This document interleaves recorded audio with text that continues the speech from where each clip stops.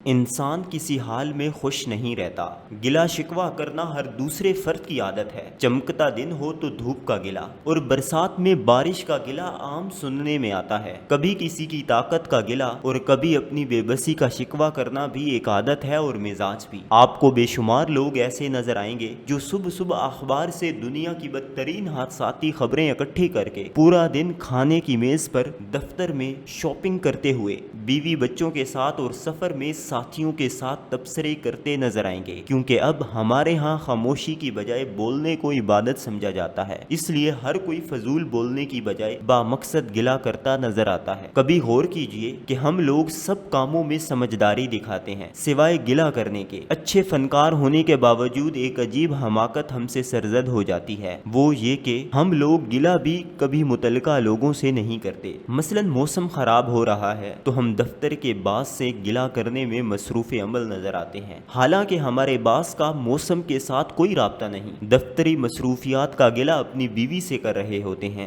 وہ بیچاری کاموں کی ماری کیا جانے دفتر کیا بلا ہے۔ بچے ہمارے نااہل اور نالائق ہوں گے تو ہمارا گلا استاد سے ہوگا کہ آپ جناب خود قابل نہیں، اس لیے ہم آپ کو قابل احترام خیال کیا کرتے، حالانکہ بچوں کے جس استاد کو آپ محترم نہیں سمجھتے، آپ کے بچے اس استاد کو محترم کیسے جانے۔ پیٹ میں درد ہمارے ہوتا ہے اور گلا گاجروں سے۔ یہی حال رہا تو یہ عادت اتنی پختہ ہو جائے گی کہ گھر سے سائیکل چوری کی رپورٹ ہم سوئی گیس کے دفتر درج کرانے جائیں گے اور بجلی کا بل یقیناً پولیس اسٹیشن میں جمع کرانے پر بازد ہوں گے۔ اگر ہماری باتیں مناسب معلوم نہیں ہوتی تو ہم آپ کا یہ گلا دل سے ماننے کو تیار ہیں کہ غیر متعلقہ لوگوں سے گلا کرنے کی عادت متعلقہ افراد سے بار بار گلا کرنے کے تجربے کا نتیجہ ہی تو ہے۔ مانا کہ گلا کرنا بڑی بات ہے، لیکن کبھی غور کیجئے کہ گلا زیادہ تر وہ لوگ کرتے نظر آتے ہیں جو بے بس ہیں۔ جو کچھ نہیں کر سکتا وہ گلا ضرور کر سکتا ہے۔ انسان کی کوئی نہ سنے تو اسے دیواروں سے باتیں کرنے میں بھی لطف آتا ہے۔ ویسے بھی بے بس انسان کا ہاتھ نہ تو غاصب کا گریبان پکڑنے کی ہمت رکھتا ہے اور نہ ہی اس کی آواز حکمران کے قلعے کی دیواروں کو پھلانگ سکتی ہے۔ سو یہ دونوں کام چھوڑ کر وہ آسان اور پر لطف کام کرتا ہے، یعنی گلا اور شکایت کرنا۔ لیکن صرف شکوہ شکایت اور گلا کرنے سے کیا بدل سکتا ہے؟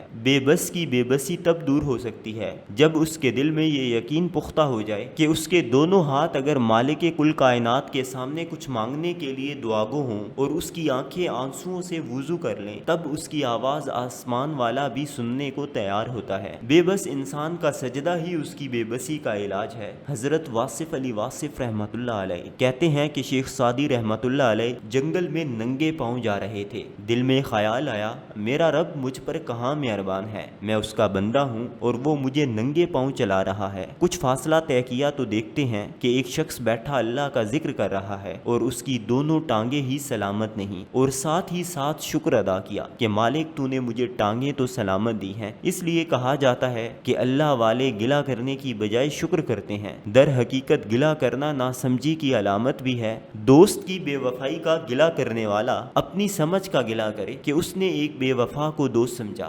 زندگی کو دلکش بنانے کے لیے ایک دلربا اصول کو دل پذیر کر لیجئے کہ جن چیزوں کو بدلنا آپ کے اختیار سے باہر ہے ان کا گلا کرنا چھوڑ دیجئے، اور جن ناپسندیدہ واقعات کو آپ بدل سکتے ہیں ان کو گلا کیے بغیر اپنی کوشش سے بدل ڈالیے۔ گرتے آسمان کو سنبھالنا آپ کے اختیار میں نہیں، لیکن چھت گر رہی ہو تو بھاگ کر جان بچائی جا سکتی ہے۔ جن واقعات کو، جن لوگوں کو اور جن نتائج کو اور جن حالات کو آپ مخلص ہو کر واقعی بدلنا چاہتے ہیں ان کے لیے دل سے دعا کیجیے۔ اپنا زاویہ نظر بدلیے۔ زندگی شکوے کرنے سے نہیں بدلے گی۔ کم ظرف کا غصہ اس کی اپنی ذات کے لیے نقصان دہ ہے۔ اعلیٰ ظرف اپنے غصے سے زمانے کو بدل سکتا ہے۔ مثبت انداز فکر اپنایا جائے تو رات کی تاریکی، بیماری کے ایام، مشکلات کے دور، زمانے کی سختیاں اور کانٹوں کی چبھن کو بھی نظر انداز کیا جا سکتا ہے۔ اس لیے مجھے بھی آپ سے گلہ ہے کہ آپ شکوہ کرتے ہیں خدا نے گلاب کے پھولوں کے ساتھ کانٹے کیوں پیدا کیے، حالانکہ آپ کو یہ شکر ادا کرنا چاہیے کہ اللہ تعالیٰ نے کانٹوں کے ساتھ پھول لگا دیے۔ یہ اقتباس قاسم علی شاہ صاحب کی کتاب کامیابی کا پیغام سے لیا گیا ہے۔